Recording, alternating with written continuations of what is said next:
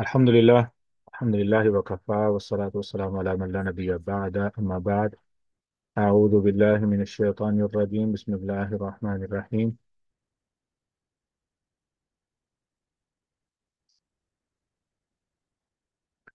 ألف لام ميم ذلك الكتاب لا ريب فيه هدى للمتقين. ألف لام ميم ذلك الكتاب وہ کتاب لا ریب فیہ جس میں کوئی شک نہیں، ہدی للمتقین جو کہ ہدایت ہے متقین کے لیے۔ اب سوال یہ پیدا ہوتا ہے کہ یہاں پہ ہدن ایک تو ناکرہ ہے، یہ معرفہ نہیں ہے، ٹھیک ہے؟ یہ یہاں پہ معرفہ کیوں استعمال ہوا ہے، سوری ناکرہ کیوں استعمال ہوا ہے، معرفہ استعمال کیوں نہیں ہوا؟ ٹھیک ہے، اس کو ہم تھوڑا سا ڈیٹیل میں آج سمجھنے کی کوشش کریں گے، اس کے بعد ہم چلیں گے اگلی آیت پہ۔ تو اس سے پہلے کہ ہم آگے چلیں، پچھلی آیت میں کوئی اہم نقطے، اہم پوائنٹس جو آپ نے سیکھے ہوں اور کوئی ایک ریکیپ کر لیں۔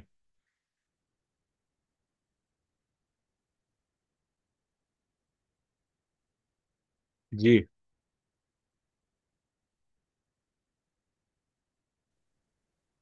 سر، سب سے پہلے تو ہم نے الف لام میم کو پڑھا کہ حروف مقطعات ہیں، اور قرآن پاک میں کوئی بھی چیز بے معنی نہیں ہے، اور یہ حروف جو ہیں یہ ہمارے لیے اہل مکہ اہل مدینہ سب کے لیے ایک سبق، ایک لیسن دیتے ہیں کہ اہل مدینہ اہل مکہ کے لیے کہ حضرت محمد صلی اللہ علیہ وسلم پڑھنا لکھنا نہیں جانتے تھے، تو وہ کیسے نے مطلب اس کلام کے ساتھ بات کر سکتے ہیں جس میں وہ آغاز کر رہے ہیں الف لام میم سے، جو کہ حروف الہجا ہیں، اور جب کہ وہ پڑھے جاتے ہیں حروف الہجا کا استعمال تب کیا جاتا ہے الفابیٹس کا جب کوئی زبان سیکھی جاتی ہے، کوئی انسان پڑھنا لکھنا جانتا ہے، اور آپ صلی اللہ علیہ وسلم پڑھنا لکھنا نہیں جانتے، اٹس مین آپ صلی اللہ علیہ وسلم کا کوئی استاذ ہے، یہ خود سے نہیں کہہ رہے یہ کلمات، یہ والے حروف وہ خود سے لے کر نہیں آئے، ہاں۔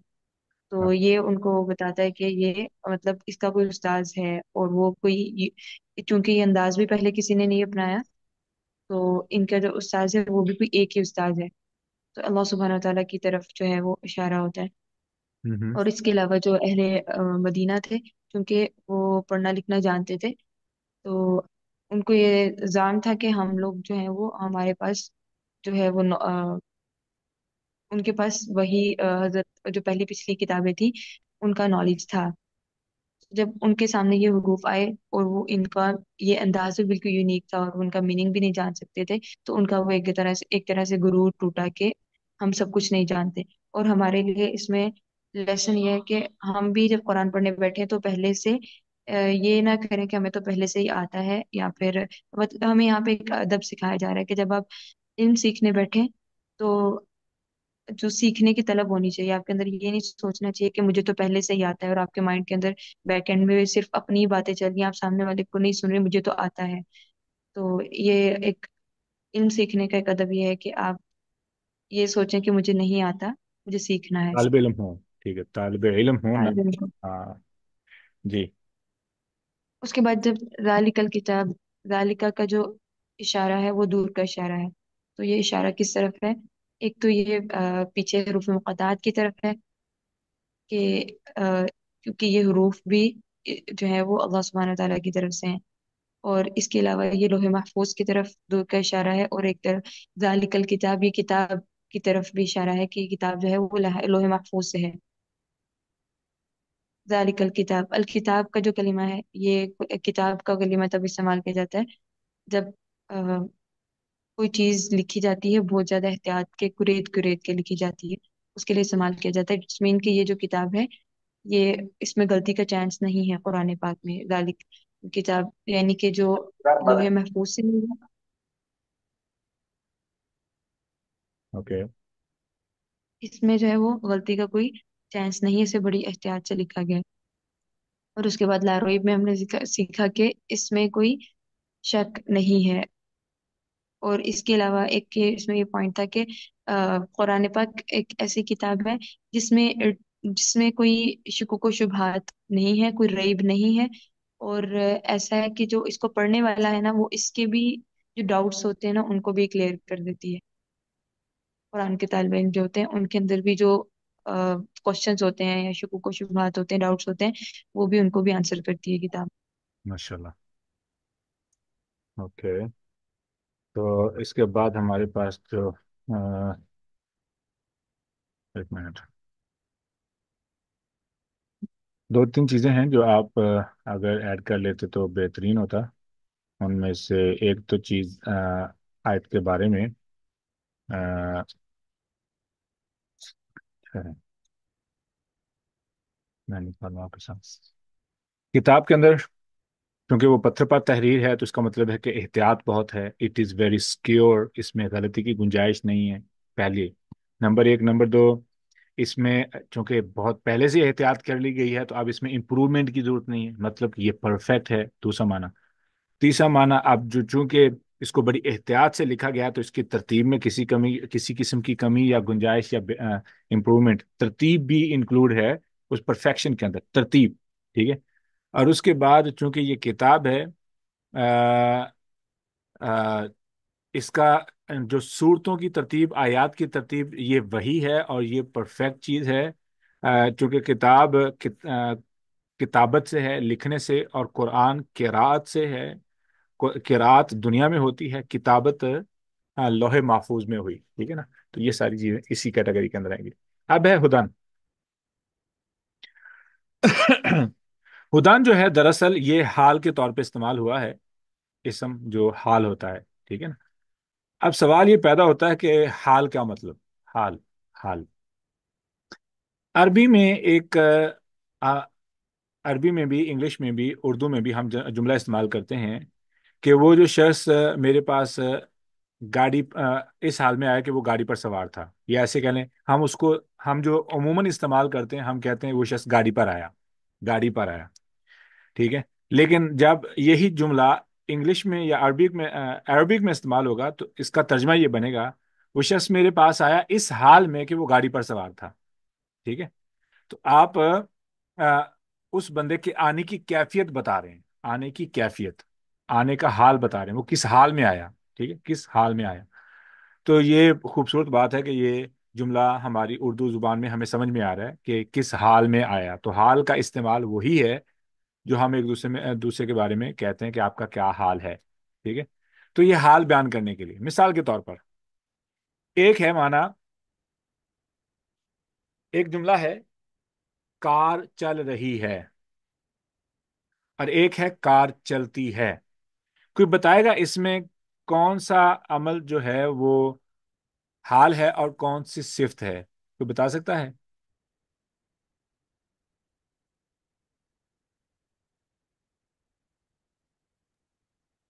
सर जो सर कार कार चल चल रही है। रही है वो हाल है। ओके। और कार चलती है ये क्या है? शिफ्ट। सिर्फ। आपको पता चला कि कार चलती है, अभी नहीं चल रही, मतलब कि चलती है, इसका इंजन काम करता है। कार चल रही है, that mean is in function condition. अब यहां पे जो हुदन है ना, ये हाल इस्तेमाल हुआ है, हाल, इसलिए ये मंसूब भी है। ठीक है। इसीलिए ये मंसूब है। मिसाल के तौर पर अरबिक में एक, मैं मिसाल देता हूं, जा जैदुन वहुआ राकी बुन। अब ये था लंबा जुमला, जा जैदुन वहुआ राकी बुन। अब अगर मैं इसको आसान करूं और मुख्तसर करूं को तो मैं कहूंगा जा जैदुन राकिबन। अब इसका तर्जुमा क्या है? जा जैदुन, आया जैद, वाहुआ राकिबुन, इस हाल में कि वो सवार था। ये था लंबा जुमला। अब इसको मैंने मुख्तसर किया, तो मैंने इसको हाल बनाया, वाहुआ राकिबुन को, तो ये मंसूब हो गया। क्या बन गया? जा जैदुन राकिबन, जैद आया, राकिबन सवारी, सवार सवार के तौर पर, सवार के तौर पर। ठीक है। तो ये हाल है। ठीक है। तो यहां पे हुदन इसीलिए मंसूब है। Aima, you got it the point? Yes sir. हाँ। अब इसका क्या मतलब हुआ कि हुदन, ये हम कहते हैं ये हिदायत है, हिदायत है। ठीक है। हिदायत देने वाली है। अगर हम ये कहें कि हिदायत देने वाली है या हिदायत हिदायत का सबब है, तो इसका मतलब ये है कि جب یہ قرآن پاک نازل ہوا تب سے لے کر کے قیامت تک یہ ہدایت کا ذریعہ ہے۔ سوچیں، ایک بندہ کہتا کہ میں فلاں صورت پڑھ لوں تو میں ٹھیک ہو جاؤں گا، کیا مطلب؟ اسے پتہ ہی نہیں، اس کے ترجمے کا مفہوم کا پتہ ہی نہیں ہے۔ وہ سمجھتا ہے کہ میری جو بیماری ہے وہ فلاں آیت پڑھنے سے ختم ہو جائے گی، اس کی 1,00,000 دفعہ تسبیح کرنے سے ختم ہو جائے گی، یا میری جو مشکل ہے وہ ختم ہو سکتی ہے فلاں آیت پڑھنے سے۔ ایک یہ سوچ ہے۔ ایک سوچ ہے کہ ہدن، یہ میرے لیے ہدایت کا سبب ہے، اور کیسے؟ جب میں اس کو سمجھوں گا۔ کیسے سمجھوں گا؟ کیسے یہ مجھے ہدایت ملے گی؟ آپ پوائنٹ سمجھنا۔ مریض بہت زیادہ بیمار ہے، وہ پہنچا ڈاکٹر کے پاس۔ ڈاکٹر کے پاس پہنچا، ڈاکٹر نے کہا ادھر آئیے میرے پاس بیٹھیے، جی سنائیں کیا حال ہے، ٹھیک ٹھاک ہیں؟ اس نے کہا ڈاکٹر صاحب پوچھے نا۔ ڈاکٹر، مریض واقعی طور پہ تکلیف میں ہے، پریشانی میں ہے۔ اس نے ڈاکٹر کو اپنا دکھ سنانا شروع کیا کہ میں صبح اٹھا، مجھے یہ ہوا، مجھے یہ ہوا، مجھے یہ ہوا، مجھے یہ ہوا۔ ڈاکٹر سن رہا ہے۔ سنتے سنتے ڈاکٹر اس کی باتوں سے ڈائگنوز بھی کر رہا ہے کہ اس کو بیماری کیا ہو سکتی، رائٹ؟ سنتے سنتے ڈاکٹر نے کہا کہ آپ کو میں سچ سچ بتاؤں، ایک مزے کی بات بتاؤں؟ کہ جی کیا مزے کی بات ہے؟ کہ یہ بیماری اتنی خطرناک نہیں ہے۔ مجھے یہ بتائیں کہ اس مریض کے دل پہ کیا گزرے گی؟ کیا اس کو تسلی ہوگی، خوشی ہوگی، یا وہ کہے گا ڈاکٹر تو بیوقوف انسان ہے، اس کو تو پتہ ہی نہیں ہے؟ کیا ہوگا؟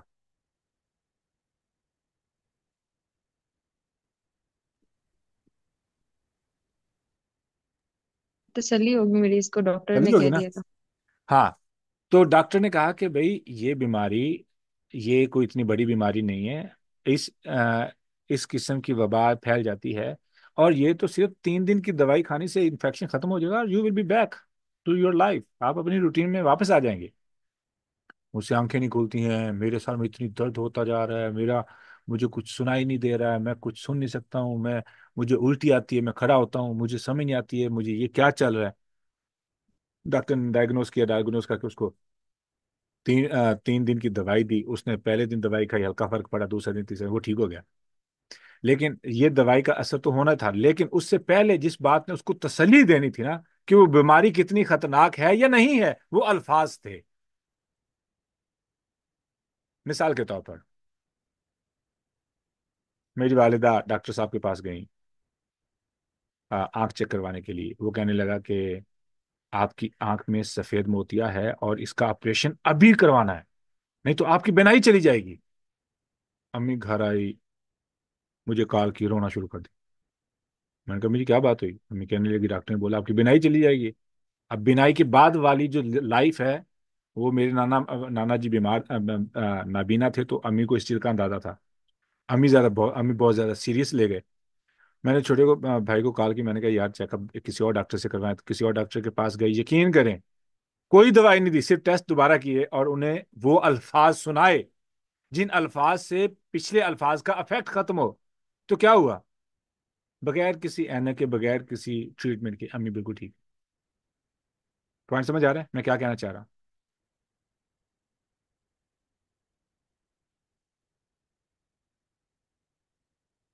سلار، تو یہ جو بات، یس سر، سمجھ آ گیا پوائنٹ۔ احمد کیا بات سمجھ آ گئی نا؟ یس سر، لیکن ایگزیکٹ، ابھی کنیکٹ نہیں کیا آج سے۔ ابھی تو میں کریکٹ کرتا ہوں، ٹھیک ہے۔ اب وہ الفاظ تھے پہلے انفارمیشن دماغ میں گئی، اس نے دماغ کی دہی بنا دی۔ کیا دہی بنائی؟ کہ آپ کی بینائی چلی جائے گی مثال کے طور پر۔ پھر دوبارہ الفاظ آئے، اب بیماری تو لگی نا، ذہنی طور پہ تو بندہ جو ہے نا وہ ٹوٹنا شروع ہو چکا ہے نا کہ میرا کیا بنے گا، میری بینائی چلی گئی تو یہ ایک دکھ ہے نا، بڑھتا جا رہا ہے۔ پھر دوبارہ انفارمیشن آئی، اس نے اس دماغ کو ریپیئر کیا، اس پریشانی کو دور کیا، ٹھیک ہے، کہ ایسی وجہ نہیں ہے، آپ کو مس انفارم کیا گیا ہے۔ مثال کے طور پر پتھریوں کی شکایت ہوئی، اس کے اندر گیل بلیڈر کے اندر، یعنی پتے کے اندر۔ ایک طرف 100 لوگ کہنے والے کہ آپ کا جو ہے نا آپریشن بہت زیادہ ضروری ہے. اگر آپریشن نہیں کروائے تو یہ پھٹ جائے گی، تیزاب پورے جسم میں پھیل جائے گا، یہ ایسڈ، یہ جو کیمیکل جہاں، اور بہت خطرناک معاملہ بن جائے گا. دوسری طرف وہ لوگ تھے کہ آپ صبر سے کام لیں، ٹھیک ہو جائیں گے، 2 سال ہو گئے، معاملہ ٹھیک ہے. یہ بھی ایک سوچ ہے. کہنے کا مقصد یہ ہے کہ بعض دفعہ انسان کی زندگی میں آنے والی پریشانیوں کا سارا تعلق دماغ کے ساتھ ہوتا ہے. دماغ کے ساتھ. جیسے ہی بندہ قرآن پڑھتا ہے تو قرآن کیا کرتا ہے؟ قرآن انسان کو ذہنی طور پر جو شکوک و شبہات ہیں نا، بیماریوں کے بارے میں، حادثات کے بارے میں، مستقبل کے بارے میں، آخرت کے بارے میں، ٹھیک ہے، رشتوں کے معاملے میں، کسی بھی معاملے میں، قرآن کیا کرتا ہے؟ ان تمام معاملات کی سلوشن دیتا ہے. کس طریقے سے؟ ایمان مضبوط ہوتا ہے، تسلی ملتی ہے. کس طریقے سے؟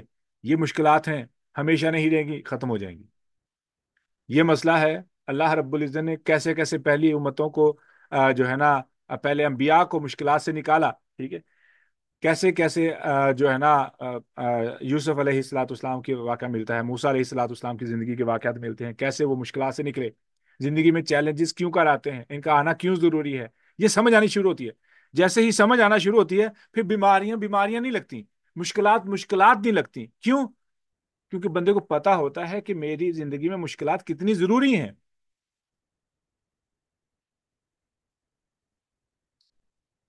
مثال کے طور پر میں ایک مثال دیتا ہوں.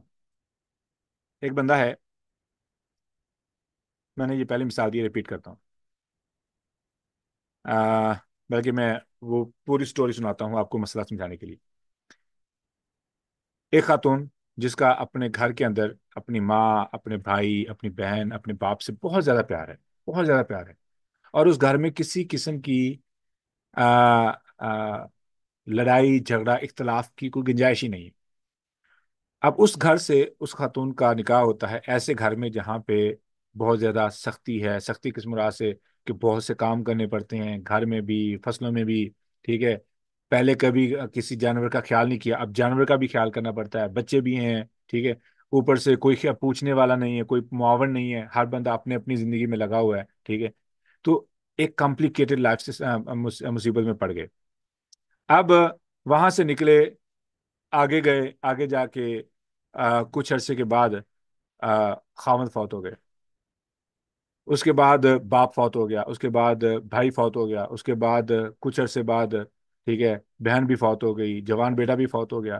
اتنے چیلنجز، یعنی موت کے بعد موت دیکھنے کو مل رہی، موت کے بعد موت دیکھنے کو مل رہی. لیکن وہ جو وقت گزرا تھا اس ٹف ماحول کے اندر، جہاں پہ بچوں کا بھی خیال کرنا پڑ رہا ہے، جانوروں کا بھی خیال کرنا پڑ رہا ہے، فصلوں کا بھی خیال کرنا پڑ رہا ہے، رشتہ داروں کی کوئی پرواہ نہیں ہے، وہ بھی سخت ہیں، کوئی پرواہ نہیں کر رہا ہے، ٹھیک ہے. وہ اس اسٹرکٹ ماحول کے اندر اتنی سختی، اتنی مضبوطی آئی اعصاب کے اندر کہ اس کے بعد جتنی موتیں آئیں انہوں نے اس خاتون کو توڑا نہیں. وہ مضبوط ہی رہی، مضبوط ہی رہی، ٹھیک ہے. تو جب ایک بندے کے اندر ایمان ہوتا ہے تو وہ زندگی میں آنے والی مشکلات کے پیچھے حکمت کو سوچتا ہے کہ مجھے یہ مشکل آ رہی ہے، کیا ہو سکتا ہے اس کے اندر، اس کے اندر اللہ کی کیا حکمت ہو سکتی ہے. اب ایک بندہ ہے، اس کو پریشانی آئی، وہ سوچ سوچ کے پریشان ہو کے اس کو ڈپریشن کا جو ہے نا وہ شکار ہو گیا، گولیاں کھانی پڑ رہی. ایک بندہ ہے، اس کی زندگی میں مشکل آئی لیکن وہ پرفیکٹلی فائن ہے، از ٹوٹلی فائن. کیوں؟ وہاں پہ ایمان ہے. ایمان کیوں ہے؟ کیونکہ وہ قرآن کے ساتھ جڑا ہے. قرآن کیا کرتا ہے؟ قرآن انسان کو اس دنیا سے بار بار ڈسکنیکٹ کرتا ہے، دنیا سے بار بار ڈسکنیکٹ کرتا ہے، بار بار ڈسکنیکٹ کرتا ہے. This is not your place, this is not your place, this is not your place, you are here for a test. تم یہاں پر امتحان کے لیے ہو، امتحان ہے، امتحان ہے، امتحان ہے. تو امتحان کو جب بار بار سمجھ لیتا ہے تو پھر کہتا ہے آنے دو جتنی مشکلات آتی ہیں، I don't want to fail on the day of judgement. جیسے جب یہ فلسفہ سمجھ آ گیا تو دنیا کی کوئی موت، کوئی حادثہ، کوئی نقصان، کوئی دکھ انسان کو توڑ نہیں سکتا ہے. انسان پھر ہی اسٹینڈز ٹال، وہ لائک وہ سینہ تان کے کھڑا رہتا ہے مشکلات کے سامنے. Is it clear now? Make sense? Yes sir. Make sense to everybody? Yes sir. ہاں. قرآن پاک نے پھونکوں سے مجھے شفا نہیں ملنی. قرآن پاک نے کیا کرنا ہے؟ جیسے ڈاکٹر کے وہ الفاظ جس نے مجھے تسلی دی، قرآن کے الفاظ کو سمجھنے پر مجھے تسلی ملے گی. کیا تسلی ملے گی؟ ہم نے سمجھا تھا نا یا اہدنا الصراط المستقیم کے اندر کتنی ڈیٹیل میں ہم نے جا کے سمجھا. ایک تسلی ملتی ہے. ٹھیک ہے. ایاک نعبد و ایاک نستعین کے اندر کتنی تسلی ملی. پھر پیچھے جاتے ہیں الحمدللہ رب العالمین الرحمن الرحیم مالک یوم الدین. ایک سوچ ہی بدل جاتی ہے کہ میرا رب اتنا میرا خیر خواہ ہے. ٹھیک ہے. ایک تسلی ملتی ہے. بھائی دنیا میں جو مرضی مجھے چھوڑ کے چلا جائے، کیوں میرا رب تو میرے ساتھ ہے نا. That's it. I don't care کون آ رہا ہے کون جا رہا ہے، میں کیا کر سکتا ہوں. کیوں؟ اللہ تعالیٰ نے جو میرے لیے فیصلہ کیا بہترین فیصلہ کیا. یہ الفاظ ہیں، یہ سب تسلی کے الفاظ ہیں. ہمیں اندازہ بھی نہیں ہے کہ یہ کتنی بڑی انکرجمنٹ ہے، یہ کتنی تسلی والی بات ہے کہ جو آتا ہے آئے، جو جاتا ہے جائے. آئی ڈونٹ کیئر وائی، میرا رب میرے ساتھ ہے. آپ کو پتہ بھی نہیں ہے کتنی اس جملے کی کتنی پاور ہے. کیا ہوا دنیا میں مشکلات ہیں، اللہ تعالیٰ آخرت آسان کر دے. یہ کتنا پاورفل جملہ ہے، ہمیں اندازہ ہی نہیں ہے. ٹھیک ہے. تو یہ دماغ ہے، یہ دماغ کو ٹون کرتا ہے قرآن پاک. انفارمیشن ہے نا، انفارمیشن. دماغ کی خوراک ہی انفارمیشن ہے. اور یاد رکھنا، یاد رکھ لینا، ہمارے جسم کی زیادہ تر زیادہ تر تکلیفوں کا، پریشانیوں کا تعلق دماغ کے ساتھ ہے. اور دماغ جو ہے اس کا سارا تعلق انفارمیشن کے ساتھ ہے. اور انفارمیشن کا سارے کا تعلق، یعنی 95% انفارمیشن کا تعلق باہر کی دنیا کے ساتھ ہے، میرے ساتھ نہیں ہے. Only 5% belongs to myself. 95% information that hurts us، جو ہمیں دکھ دیتی ہے، تکلیف دیتی ہے، پریشان کرتی ہے، جو معلومات وہ باہر سے آنے والی ہے. ملک کے یہ حالات ہیں، ہمسائے نے یہ کر دیا، فلاں نے یہ کر دیا، فلاں خاتون نے یہ کر دیا، بھابھی نے یہ کہہ دیا، ماں نے یہ کہہ دیا، ساس نے یہ کہہ دیا، داماد نے یہ کہہ دیا. ٹھیک ہے. It's all about outside. 95% جو دکھ جو ہمیں حقیقی طور پہ ہیں ان کا ہماری زندگی کے ساتھ، میرے جسم کے ساتھ، میری اپنی پریشانیوں کا میرے ساتھ جو تعلق ہے نا، it's just 5%. امیجن. قرآن پاک کیا کرتا ہے؟ ان 95% سے ہی نجات دلاتا ہے کہ فوکس آن یور سیلف. دیکھ تیری آخرت کتنی امپورٹنٹ ہے. دیکھ تو نہ کوئی غلطی کر لینا، کیوں تیری غلطی نے تجھے نقصان پہنچانا ہے. لوگ جو مرضی کرتے رہیں، لیٹ دم ہرٹ یو، وہ تیرے لیے فائدہ مند ہے، وہ تیرا کریڈٹ ہے، بینک بیلنس ہے. Let them do wrong with you. دکھ دینے دو، بار بار دینے دو. کیوں؟ قیامت کے دن اس کو جا کے تم نے کیش کروانا ہے. وہ تمہارے لیے اللہ رب دنیا میں آئے ہیں تو اسلام ایمان ہمارا انشورنس ہے. جتنے لوگ دکھ دیں گے قیامت کے دن اتنا بڑا ہمارے پاس کلیم ہوگا. It's that simple. اب آ رہا ہوں کہ آپ انشورنس کے کانسیپٹ کو سمجھتے ہیں. میں مثال کے طور پہ سمجھاتا چلوں ریکارڈنگ کے فائدے کے لیے بھی. انشورنس یہ ہوتی ہے کہ آپ نے انشورنس پالیسی لی، بیمہ پالیسی کہہ لیں. اب 3 4 قسم کی انشورنس ہوتی ہے. لائف انشورنس ہوتی ہے، بندہ مرے تو مرنے کے بعد باقی رشتہ داروں کو مالی طور پہ فائدہ ہوتا ہے، پہلی انشورنس. دوسری انشورنس ہے ہیلتھ انشورنس، کہ آپ بہت بڑی بیماری کا علاج نہیں کروا سکتے تو انشورنس آپ کے علاج کے پیسے دے دیتی ہے تو آپ کا علاج. یہ دوسری. تیسری ہے موٹر وہیکل انشورنس، کہ آپ کی گاڑی ہے، آپ کی گاڑی کا ایکسیڈنٹ ہوتا ہے تو آپ کی گاڑی کے پیسے آپ کو انشورنس دے دیتی ہے. چوتھی قسم ہوتی ہے آپ کی بزنس انشورنس. ٹھیک ہے نا، بزنس. تو بزنس میں کوئی بہت بڑا لاس ہوتا ہے تو اس بزنس کے لاس کو پورا کرنے کے لیے، چوری ہو گئی، ڈکیتی ہو گئی، آگ لگ گئی، کچھ بھی ہوا، حادثہ آیا، سیلاب آیا، کوئی بھی معاملہ بنا، تو آپ کو وہ انشورنس پیسے دے کے آپ کو بزنس کو دوبارہ ری اسٹیبلش کر دیتی ہے. تو یہ ہے انشورنس. اب دنیا میں ہم جتنی پریشانیاں ہم آبزرو کریں گے، برداشت کریں گے، قیامت کے دن اتنا ہی بڑا چیک ہم اللہ رب العزت سے لیں گے کہ اللہ تیری خاطر سب کچھ کیا تھا، تو میری پولیس انشورنس ہے. اللہ تو میری انشورنس ہے. تو اللہ رب العزت پھر اس کو اسلام، جو انشورنس پالیسی ہماری اسلام ہے، تو اللہ رب العزت اس پالیسی کے تحت ہمیں جنت عطا کریں گے، ہمارے گناہوں کو معاف کریں گے. Let people hurt you, just make sure you do not hurt others. That's it. اب کیا ہے، 95% باہر سے آتا ہے، 5% تو میں ہوں. اور اگر میں 5% کی پرواہ کرنی شروع کر دوں تو اللہ رب العزت 95% کو مجھ سے دور کر دیں گے. اس کا قیامت کے دن مجھے فائدہ دیں گے. Is that point is clear to everybody? Yes, sir. Taliya آواز بھی آ رہی ہے یا نہیں؟ کوئی آواز نہیں آ رہی. آئمہ is it clear to you? آپ میسج کر دیے گا لکھ کے اگر بات سمجھ آ رہی ہے. Yes sir. अल्हम्दुलिल्लाह। अगली आयत हमारी आज शुरू करें या कल शुरू करें? It's gonna take a while. Let's do it tomorrow. कोई सवाल?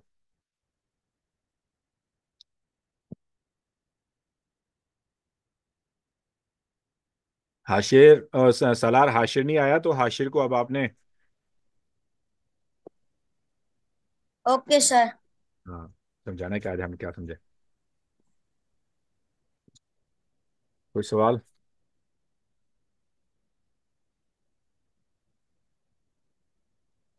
No sir. अल्लाह रब्बुल इज्जत दुआ है जो सुना है सुनाया है सही बात पे अमल की तौफीक अता फरमाए और गलत बात के शायद से हम सबको महफूज फरमाए। सुब्हानक अल्लाहुम्मा रब्बना व बिहम्दिका अशहदु अल्ला इलाहा इल्ला अंता अस्तगफिरुका व अतूबु इलैक। अस्सलामु अलैकुम व रहमतुल्लाहि व बरकातुहू।